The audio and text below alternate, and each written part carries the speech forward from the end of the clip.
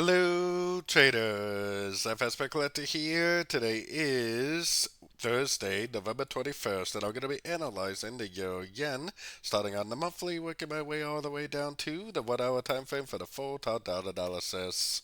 But also, don't forget to check out my website, fxpipcollector.com, if you would like to get access to my swing trade setups, my daily members-only live streams on Zoom, and my 34-video trading course are included for only $30 per month.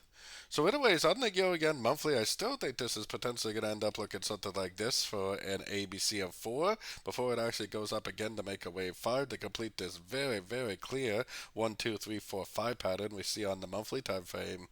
Taking it down to the weekly time frame, I have this labeled as a B. I think this right here is an A. I think this potentially is a B.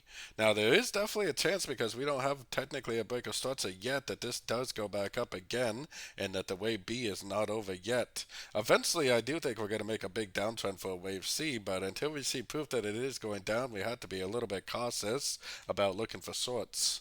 Going down to the daily time frame. Now, technically, the trend is still down. It never did break any structure to the upside on the daily.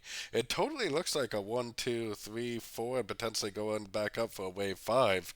But this wave 4, if it really is a wave 4, is kind of stretching out too much to be a wave 4 compared to the wave 2.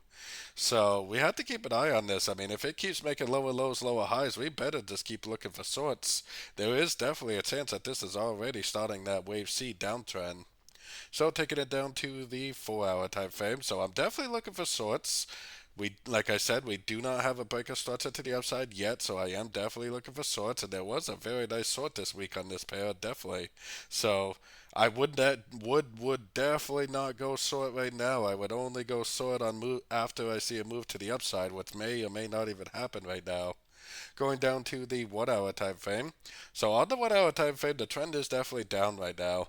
Like I said, I would not be trying to go short right now. I would only go short if I saw a move to the upside, especially like a three-way move, and then an impulsive move to the downside. So I definitely wouldn't be trying to go short now.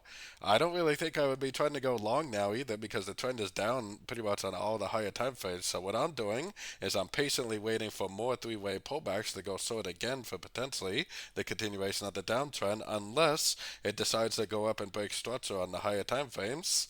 If it does go up and break structure on the higher time frames, I'll be more than happy to start looking for longs again. So don't forget to join my free Discord channel, which is linked over here in the corner. And as always, thank you and happy trading.